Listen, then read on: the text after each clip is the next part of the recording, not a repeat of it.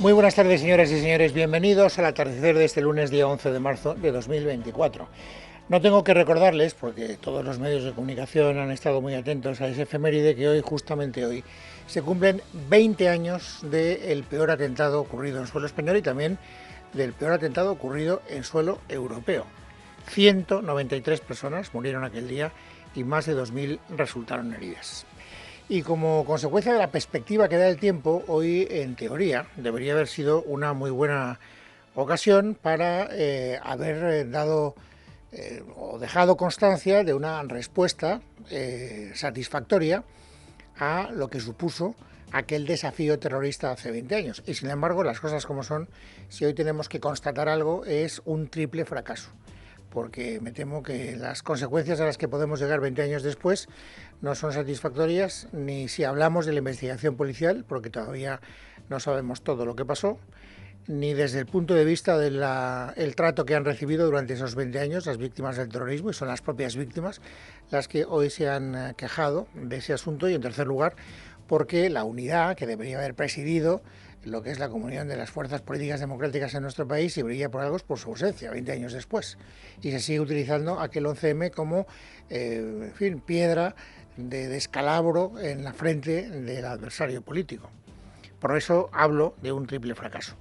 Probablemente el más doloroso de todos es, no lo sé, el de las víctimas, porque las personas van por delante de cualquier cosa, pero los tres son dolorosos. Esta mañana se han producido varios actos que nos dejan una idea también muy clara de cuál es la división a la hora de conmemorar el 20º aniversario de una tragedia como aquel 11M terrible.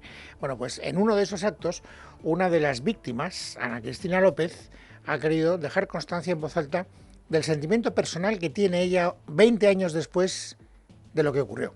Hoy no es un 11M como los anteriores. Hoy, hace 20 años que unos asesinos decidieron cambiar 1.999 vidas. Y si no ocurre un milagro, cuando el reloj marque las 12 de la noche, habrá prescrito para siempre el delito que dejó 192 muertos y 1.807 heridos. Ya tengo un peso más que meter en mi mochila. Y es una de las muchas personas que efectivamente van a tener que asumir con mucho pesar que a partir de ahora ya esas preguntas que no tienen respuesta, las que hacen referencia a la investigación policial, pues pasen a formar parte de los grandes arcanos de la historia. Porque al prescribir los delitos, ya aunque en el sumum de la imaginación, pues pudiéramos llegar a creer que en algún momento supiéramos la verdad, ya eso sería desde el punto de vista jurídico completamente intrascendente. Y esta es la constatación del primer fracaso del que les hablaba hace un instante. Es decir, han pasado 20 años y sin embargo seguimos sin saber quiénes fueron, por ejemplo, los autores intelectuales de aquel atentado. No es una idea de entrar ahora en la confrontación de si fue ETA, si fue el islamismo radical, si fue una mezcla de las dos. No, se trata sencillamente de constatar que no sabemos exactamente qué es lo que pasó.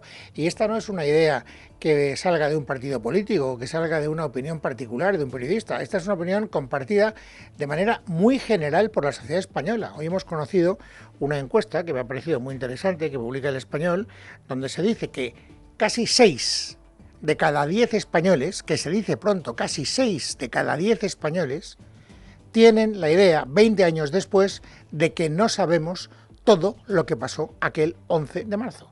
Conviene que nos asomemos a las tripas de esa encuesta antes de sacar conclusiones precipitadas. Lorena López Lobo. Más de la mitad de los españoles, un 58,7%, considera que 2 décadas después del mayor atentado ocurrido en Europa, aún desconocemos muchos de los detalles esenciales sobre la matanza perpetrada el 11 de marzo de 2004.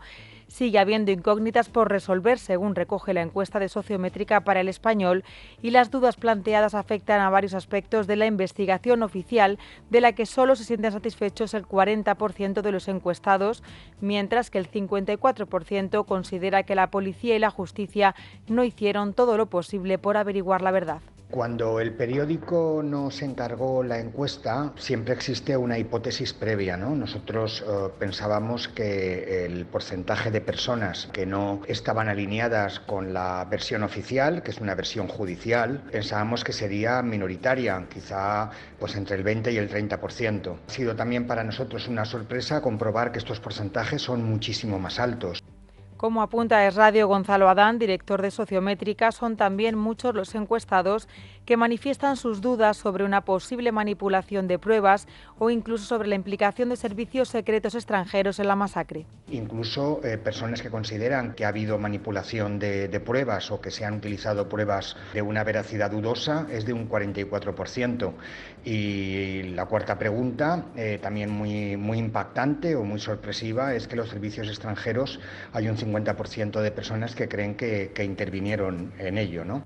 Opiniones que, según los datos del sondeo, se ven claramente influidas por la orientación política de los entrevistados, siendo los votantes de izquierdas, un 80% del PSOE y un 68% de Sumar, los que aceptan de forma mayoritaria que se sabe todo lo fundamental sobre los hechos, frente a los encuestados de derechas que opinan todo lo contrario. Un 76% de los votantes del PP y un 93% de los de Vox manifiestan que aún quedan importantes incógnitas por aclarar. Es cierto que la dimensión ideológica es tremendamente influyente en los resultados, dado que la hipótesis de la versión, vamos a llamar oficial, partió informativamente de lo que ya era el gobierno de Zapatero y por lo tanto un gobierno de izquierdas. Quizá explique que todos los votantes hoy en día del Partido Socialista y de Podemos pues están más por las versiones oficiales o por las versiones judiciales que no por hipótesis, vamos a llamar alternativas, que han sido apoyadas por partidos de derechas. Incluso vemos que entre los votantes de Vox esta visión alternativa tiene una mayor penetración. Recordemos que la sentencia de 2007 de la Sala de la Audiencia Nacional, presidida por el magistrado Javier Gómez Bermúdez, condenó solo a 3 personas como autores materiales de los atentados y a otras 19 por estar vinculadas a la trama. Además, consideró probado que también participaron los 7 miembros del comando islamista que se inmolaron un mes después en el piso de Leganés. Esta resolución fue parcialmente ratificada por el Supremo un año después, pero ambas sentencias dejaron cabos sueltos, ya que no se ha podido determinar, por ejemplo, quiénes fueron los autores intelectuales. Bueno, pues este es el resumen del primero de los 3 fracasos de los que le hablaba al principio del programa. Todavía 20 años después no sabemos todo lo que pasó y esa es una percepción que tienen 6 de cada 10 españoles. El segundo de los 3 fracasos es el que hace referencia a la desatención de las víctimas. Fíjense, hoy es un día especialmente propicio para adquirir conciencia de que ese problema existe y además en unos términos verdaderamente lacerantes, si ustedes me permiten una opinión personal. Fíjense, esta mañana Pedro Sánchez, el presidente del gobierno, decía esto. Es necesario recordar, pero ese recuerdo debe ser activo, movilizador. Debe mantener viva la memoria sobre lo que ocurrió en el pasado, pero también ha de ser un acicate para el presente y para el futuro, para que no se repita, para que las víctimas, supervivientes, familiares, cuenten siempre con la solidaridad y con nuestro apoyo. Hay que recordar por una cuestión de dignidad. Dignidad contra las víctimas, ¿no? Hay que conseguir que todas las víctimas se sientan apoyadas por la sociedad española y quiero pensar que también por el gobierno. Él habla como presidente del gobierno. Bueno, pues al mismo tiempo, simultáneamente a esto que acaban de escuchar, la presidenta de la Asociación de Víctimas del Terrorismo, Maite Araluce, decía esto. Aprovecho para recalcar la ausencia hoy del presidente del Gobierno, Pedro Sánchez, del ministro del Interior, Fernando Grande Marlaska, de la directora general de Apoyo a Víctimas del Terrorismo o del delegado del Gobierno en Madrid. ¿Qué tendrán mejor que hacer hoy que estar con las víctimas del terrorismo en el 20 aniversario del 11M? Ah, claro, es que han contraprogramado nuestros actos. Todo en un acto al que las víctimas no podemos asistir. Un acto para las víctimas, pero sin víctimas. Bueno, Se refiere Maite Laluce, al hablar de la contraprogramación, al hecho efectivamente también muy triste de que se hayan producido 2 o 3 actos, porque ha habido varios actos hoy para conmemorar, y todavía va a haber alguno más esta tarde, para conmemorar el 20º aniversario del 11M. Por la mañana, a las 10 de la mañana, Isabel Díaz Ayuso presidía un homenaje convocado por la Comunidad de Madrid con la AVT, donde ha estado también el Ayuntamiento de Madrid. Y después, a las 10, ha habido una misa. Y después ha habido también, con la convocatoria de la AVT, con la presidencia de Isabel Díaz Ayuso y del alcalde de Madrid, un acto en el Bosque del Recuerdo, en el Parque del Retiro, en Madrid. Pero es que a las 10 de la mañana, la Unión Europea y el Gobierno de España habían convocado otro acto distinto, donde no estaba invitada la AVT, donde no ha estado el alcalde de Madrid, donde sí ha estado el presidente del Partido Popular, Mariano Rajoy, para hacer otra conmemoración distinta y alternativa. Por eso, decía Maite Laluce, que habían contraprogramado el acto que había convocado la propia Asociación de Víctimas del Terrorismo. Pero lo terrible no es que Maite Laluce, hablando en nombre de las víctimas del terrorismo, le diga al presidente del gobierno que les ha contraprogramado y que ha brillado por su ausencia en ese acto. No. Lo grave no es que diga que hoy, 20 años después, las víctimas del terrorismo se sienten desatendidas por el gobierno o por una parte de la sociedad española. No. Lo grave es que ha llegado más lejos y ha dicho que se han sentido desatendidas todos y cada uno de los días que han pasado desde el día 11 de marzo de hace 20 años. Y no solo es que no acompañen hoy a las víctimas, más bien es que reniegan de nosotros durante todo el año. Es injusto, indigno y humillante. A las víctimas del terrorismo no solo hay que acompañarnos el día del atentado y los 4 días posteriores. A las víctimas del terrorismo hay que acompañarnos de por vida. Y eso es lo que efectivamente parece que las víctimas del terrorismo, por lo menos algunas víctimas del terrorismo, no podremos decir que todas, echan mucho de menos. Pero basta con que unas pocas lo echen de menos para que el gobierno entienda que todavía tiene que esforzarse mucho más si quiere cumplir lo que decía el presidente del gobierno. El presidente del gobierno dice una cosa que suena muy bien, pero a la hora de cotejar ese deber ser con lo que realmente hace, nos encontramos con que la diferencia entre una cosa y otra es sideral. Por lo tanto, fíjense, hoy no hay que hacer la crónica de un acto de conmemoración del 20 aniversario, hay que hacer la crónica de varios actos distintos, contraprogramados del gobierno y de las víctimas del terrorismo. A mí me interesa mucho más que el acto oficial, el acto de las víctimas del terrorismo. Por eso quiero empezar contándoles lo que ha ocurrido en el acto que la AVT ha querido convocar en el Retiro de Madrid esta mañana a las 12 de la mañana. Paloma Cuevas.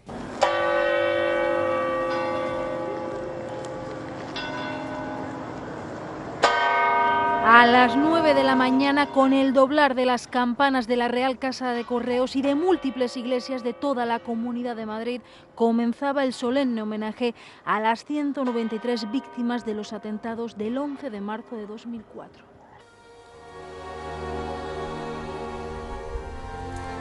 La presidenta de la Comunidad de Madrid y el alcalde de la capital han depositado una corona de laurel en la placa en recuerdo a las víctimas, los servicios de emergencias y los ciudadanos que las auxiliaron. Una placa de mármol instalada en la fachada de la Real Casa de Correos. En ella se puede leer: Madrid agradecido a todos los que supieron cumplir con su deber de auxilio a las víctimas de los atentados del 11 de marzo. Posteriormente era el turno de las intervenciones. El primero en hablar ha sido el alcalde de Madrid, José Luis Martínez Almeida. La historia de la España democrática se ha forjado sobre el corazón, el valor y el sacrificio de quienes perdieron su vida por el terrorismo. Y es de las víctimas de quienes obtenemos cada día una enseñanza indeleble, inolvidable y que debe permanecer siempre en nuestra memoria. Tras Almeida ha intervenido Vera de Benito, que perdió a su padre en los atentados cuando tenía solo 10 años. Permítanme que mis siguientes palabras sean para mi padre, Esteban, asesinado hoy hace 20 años, en un día aciago, en el que cientos de familias y miles de supervivientes supieron de la crudeza de la metralla mezclada con el odio a Occidente. En 2004, a punto de cumplir los 40 años y yo mis 10, papá y yo éramos una buena dupla. seguidor empedernido del Real Madrid y con una gracia natural para guardar mis secretos a mamá, era el mejor padre que pude haber tenido. La encargada de cerrar este emotivo homenaje ha sido Isabel Díaz Ayuso, que ha recordado cómo hace 20 años Madrid se hizo uno. La libertad se defiende ejerciéndola cada día, en cada circunstancia. Nada ni nadie pueden, por medio de la amenaza, el miedo o el chantaje, condicionar nuestro camino. Aquel 11 de marzo lo recordamos como si fuera ayer. Es nuestra obligación que no les sea indiferente a los jóvenes que no lo vivieron o a los que están por venir. Ni puede caer en balde, ni los principios y valores de una democracia liberal pueden verse violentados gratuitamente. Este acto, al que han acudido asociaciones de víctimas, todo el gobierno regional, representantes políticos y judiciales, finalizaba con una emotiva actuación de la cantante Diana Navarro junto a la orquesta y coro de la Comunidad de Madrid.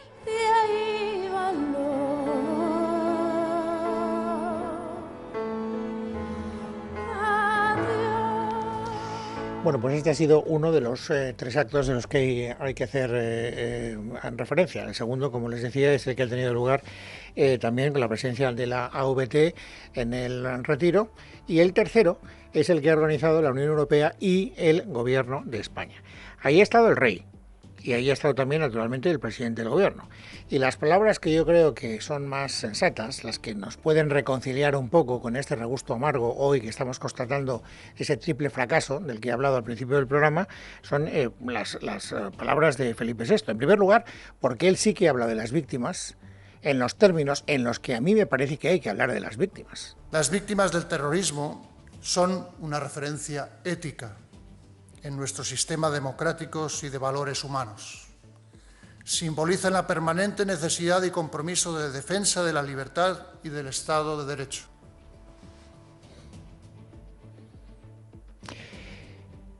Y el rey también ha querido echar atrás la memoria para hacer una reflexión que yo creo que en este momento a mí me parece que es la más interesante de todas, porque desgraciadamente a las 12 de la noche van a prescribir los delitos del 11M, ya no vamos a poder perseguir a ningún autor si es que alguna vez llegamos a saber algo de esa autoría, y todavía tendrá que pasar mucho tiempo para que las víctimas del terrorismo se sientan reconfortadas por un gobierno que no ha sido capaz de darles ese cariño, ese afecto, esa cercanía que ellos reclamaban.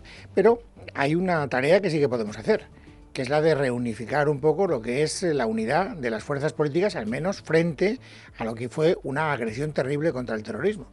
Por eso me ha parecido especialmente oportuno que Felipe VI, esta mañana, en ese acto que les acabo de contar, quisiera recordar la manifestación unitaria, multitudinaria, de toda la sociedad española, sin fisuras, hace 20 años. Más de 11 millones de personas salieron a las calles en las principales ciudades de nuestro país para transmitir un mensaje contundente contra el terrorismo. Entonces no estuvimos solos, y así lo sentimos. La solidaridad traspasó fronteras. Los sentimientos y emociones se expresaron en un mismo idioma. Europa y toda la comunidad internacional nos trasladó su apoyo, tanto institucional como social. Bueno, pues si en aquel momento hubo un clamor unánime contra el terrorismo, en este caso concreto, es decir, 20 años después, no podemos decir lo mismo. Y una de las cosas más tristes, y este es el tercero de los fracasos que he querido consignar en estos primeros minutos del programa, es precisamente cómo se sigue utilizando lo que ocurrió hace 20 años por las fuerzas políticas como si fuera una pedrada en la frente del adversario. La izquierda ha querido cargar hoy de una manera verdaderamente unánime y además especialmente virulenta contra el partido que entonces estaba en el gobierno, que era el Partido Popular. Era José María Aznar, como ustedes recuerdan, presidente del gobierno. Fíjense lo que dice el socialista Gómez de Celis. El Partido Popular de hoy se ha ido construyendo sobre esa gran mentira y sigue actuando con el mismo patrón.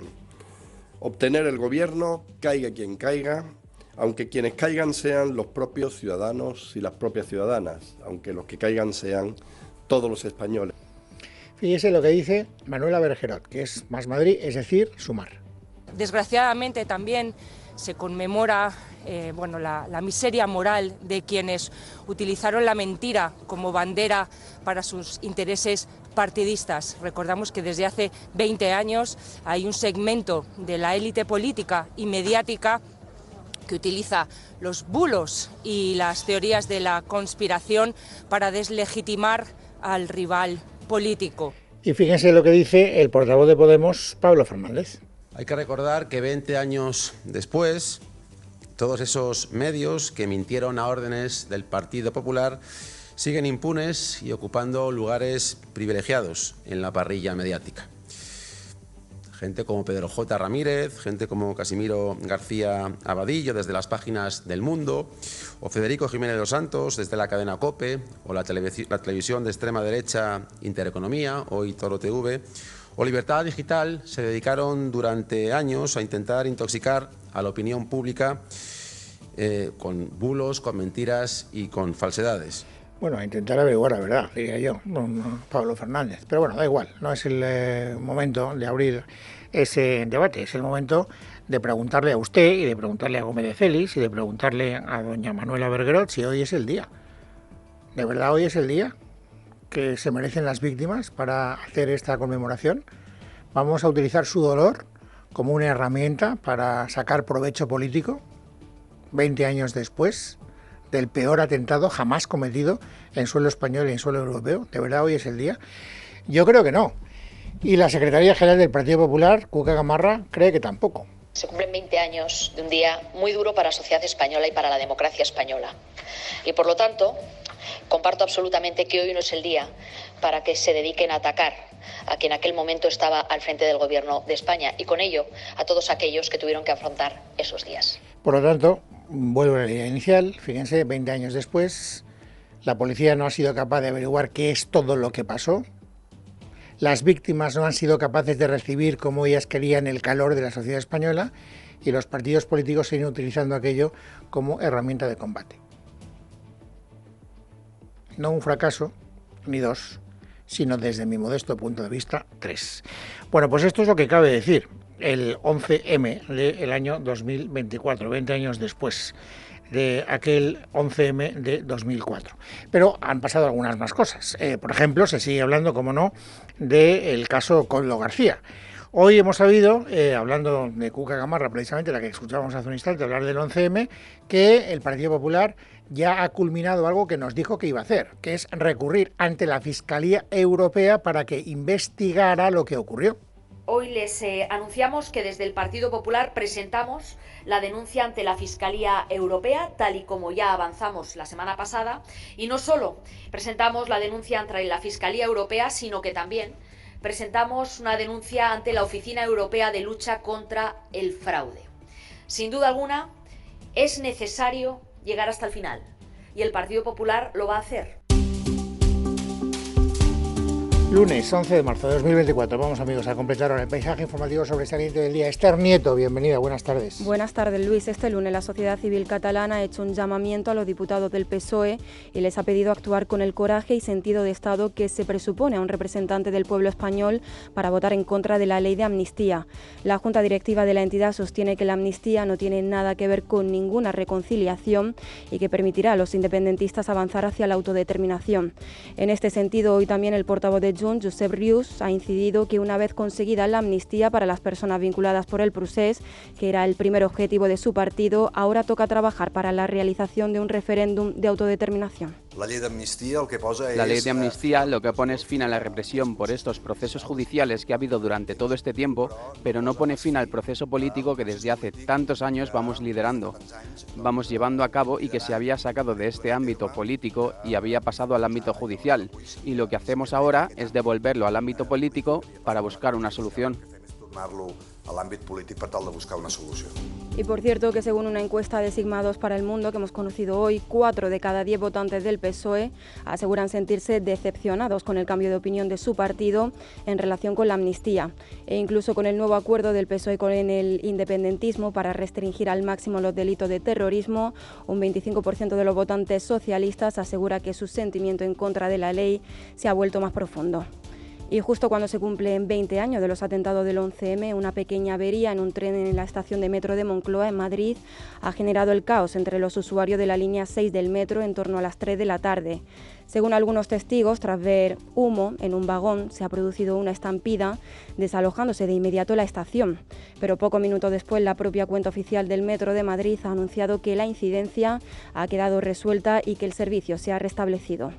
Y también estamos muy pendientes de Palma de Mallorca, donde al menos 24 personas han resultado heridas tras sufrir esta mañana un accidente en un autobús del Imserso.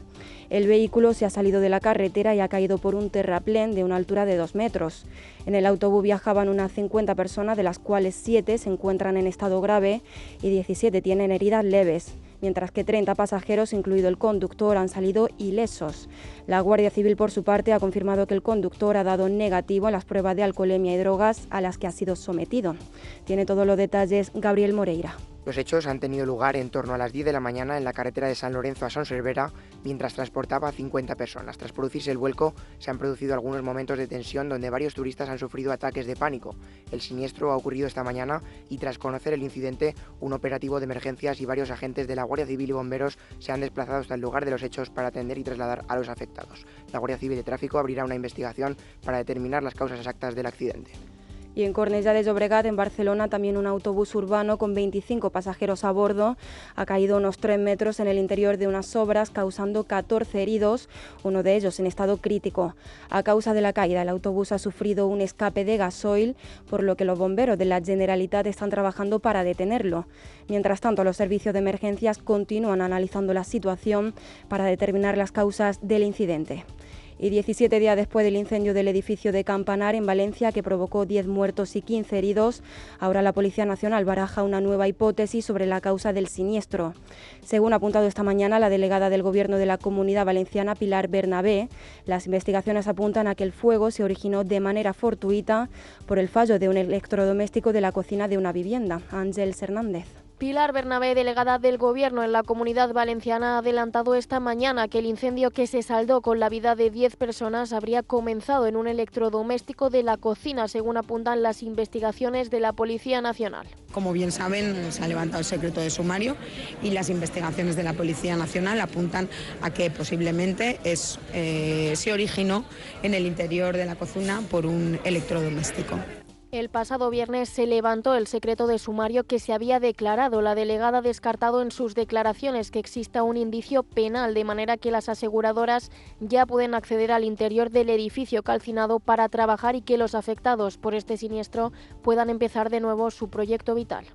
En cuanto al tiempo, los efectos de la borrasca Mónica empiezan a perder fuerza, aunque 8 comunidades autónomas del norte y nordeste peninsular, incluida Baleares, están en alerta amarilla por oleaje de hasta 5 metros en zonas costeras y por fuerte viento, nevadas y aludes en zonas de montaña. A causa de este temporal, 3 personas se encuentran desaparecidas en el mar y las labores de búsqueda continúan. En concreto, los equipos de rescate han retomado este lunes a las 9 de la mañana las labores de búsqueda del hombre que desapareció el sábado frente a la playa de la Marbella, en Barcelona, y también se busca por aire y tierra a los 2 menores desaparecidos de la playa del Confital, en Las Palmas de Gran Canaria, desde el pasado viernes. Y terminamos contándoles que en los Oscar, que tuvieron lugar anoche en Los Ángeles, se cumplieron todos los pronósticos. La gran ganadora de la noche fue Oppenheimer, con 7 estatuillas.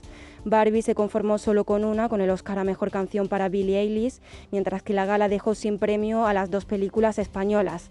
Ni La Sociedad de la Nieve ni Robot Dreams consiguieron el ansiado Oscar.